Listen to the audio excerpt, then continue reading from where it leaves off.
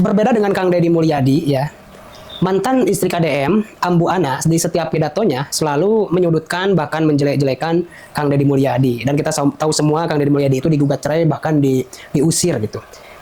Kang Deddy Mulyadi justru di dalam pidatonya itu tidak pernah menjelek-jelekan Ambu Ana. Beliau mengatakan bahwa istri yang pertama itu meninggal dunia, istri yang kedua itu Ambu Ana, saya ditinggalkan oleh Ambu Ana karena dia memilih pilihan yang jauh lebih baik. Karena ya hidup itu memang harus memilih hal yang lebih baik, apapun itu, ya kan? Wajar, kita itu sebagai manusia mau menuju ke arah yang lebih baik. Dan ada hikmahnya juga di samping itu semua. Saya ikhlas, dengan keikhlasan ini, saya membuahkan hikmah. Hikmahnya dari ikhlas Kang Deddy Mulyadi katanya, jadi gubernur. Dan untuk saat ini, setelah jadi gubernur akan puasa 5 tahun tidak akan menikah lagi. Luar biasa. Coba kita lihat dulu ya.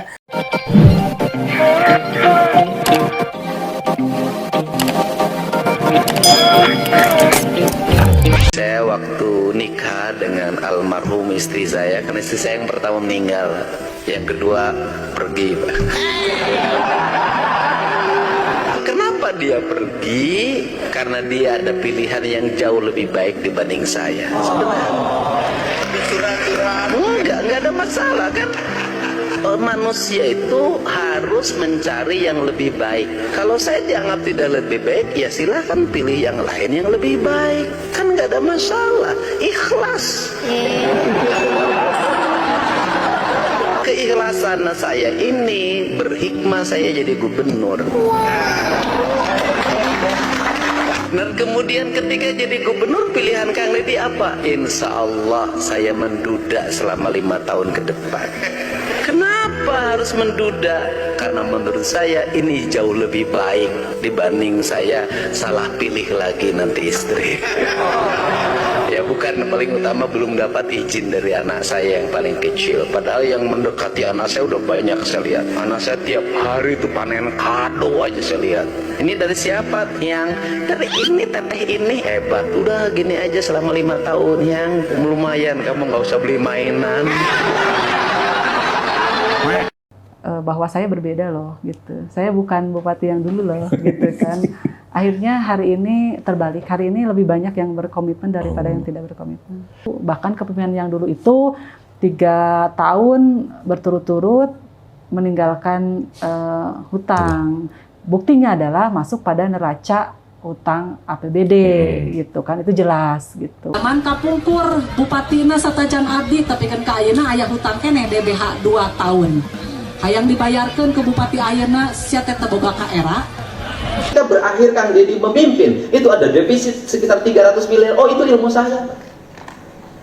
Saya tahu saya tidak akan defisit. Kenapa? Saya tahu bahwa PJ yang mengganti saya tidak akan belanja pembangunan. Di mana-mana ingin cari aman. Yang penting ngabisin dana rutin. Maka saya waktu itu saya duluin, saya bikin pembangunan 3 kali lipat di periode terakhir. Untuk apa? Agar minus. Untuk apa? Agar PJ menggantikan saya tinggal bayar utang karena dia tidak mungkin membangun. Nah, jadi itu apa yang disampaikan Kang Deddy Mulyadi bukan hanya menyentuh para lelaki, menyentuh hati kita sebagai lelaki ya. Bahwasanya hidup itu harus selalu mencari yang lebih baik. Dan di dalam perjalanannya itu kita harus dibarengi dengan keikhlasan. Karena dalam ajaran agama Islam juga, ruh daripada apapun itu ibadahnya adalah ikhlas. Ya ikhlas itu karena Allah. Mengerjakan segala sesuatu yang baik itu ya ikhlas karena Allah. Menghadapi cobaan ikhlas. Berbuah hasil ya. Berbuah apa? Ikhlas dari KDM. Berbuah dapat jabatan sebagai gubernur. Luar biasa. Tidak serta-merta Kang Deddy Mulyadi menjelek-jelekan Ambu Ana karena Ambu Ana sering menjelek-jelekan KDM. Tidak. Tetapi bagaimana kita sebagai orang beragama harus membalas keburukan dengan kebaikan. Biarlah orang lain itu menjelek-jelekan kita, mencaci maki kita, tetapi kita mendoakan yang lebih baik kepada mereka. Apalagi kepada orang yang baik. Itu gak usah ditanya lagi. Kita berdoa kepada semua orang. Yang belum dapat hidayah, semoga dapat hidayah. Yang sudah dapat hidayah, semoga dia lebih baik lagi memberi contoh pada orang yang lainnya gitu loh. Meskipun dalam hal ini ternyata salah satu alasan kuat KDM menduda 5 tahun itu karena memang anak yang paling kecil itu Nyihiyang itu tidak mengizinkan KDM menikah lagi gitu kan. Dan Kang Deddy juga sangat senang melihat Nyihiyang itu selalu mendapatkan kado dari teteh-teteh. Ya karena Kang Deddy Mulyadi masih menduda. Ya mungkin supaya dapat perhatian itu teteh-teteh dari Nyihiyang. Kalau dapat perhatian dari Nyihiyang ya dari bapaknya juga KDM dapat perhatian. Kan lumayan 5 tahun KDM menduda, jadi 5 tahun itu juga Nyihiyang akan mendapatkan kado terus gitu loh. Lumayan di dalam kadonya itu ada permainan untuk anak gitu kan, mainan-mainan untuk anak, lumayan gak usah beli kan gitu. Nah meskipun dalam hal ini ya kita melihat kepemimpinan KDM ya memang jauh lebih baik daripada kepemimpinan sebelumnya dan lebih baik daripada kepemimpinan daerah lain yang memang mereka itu udah berpasangan lagi gitu kan, sudah gak menduda lagi. Tapi dalam hal ini saya akan mencoba memakai pendekatan daripada yang disebutkan oleh Ibnu Khaldun, mengatakan bahwa kepemimpinan yang mendekati sempurna itu yaitu bisa dilakukan oleh Rasulullah, utusan Allah. Kalau manusia biasa yang seperti apa yang bisa mendekati kepemimpinannya seperti Rasul? Ya Ibnu Khaldun mengatakan bahwa yang mendekati kepemimpinannya seperti Rasul itu adalah kalau laki-laki itu yang sedang single, yang sedang duda ya. Kalau sudah menikah ya sedang duda gitu.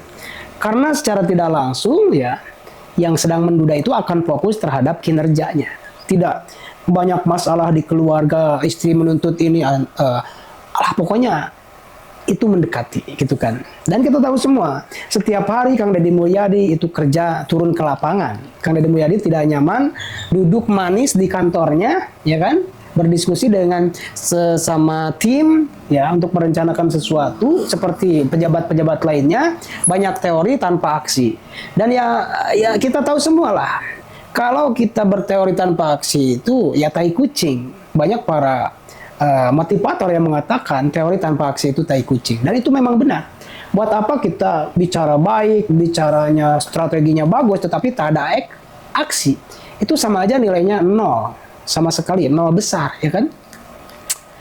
Nah, ini jadi contoh bagi kita semua yang punya mantan istri kah, mantan suami kah, atau mantan pacar. Tidak usah kita menjelek-jelekan yang namanya mantan, apalagi orang lain. Gak usah menjelek-jelekan siapapun pada intinya ya.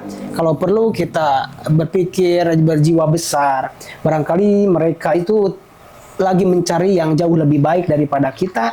Dan hidup itu memang harus mencari yang lebih baik. Bukan hanya mereka, tetapi kita juga harus mencari yang lebih baik. Apapun itu, baik pekerjaan, baik pasangan. Ya.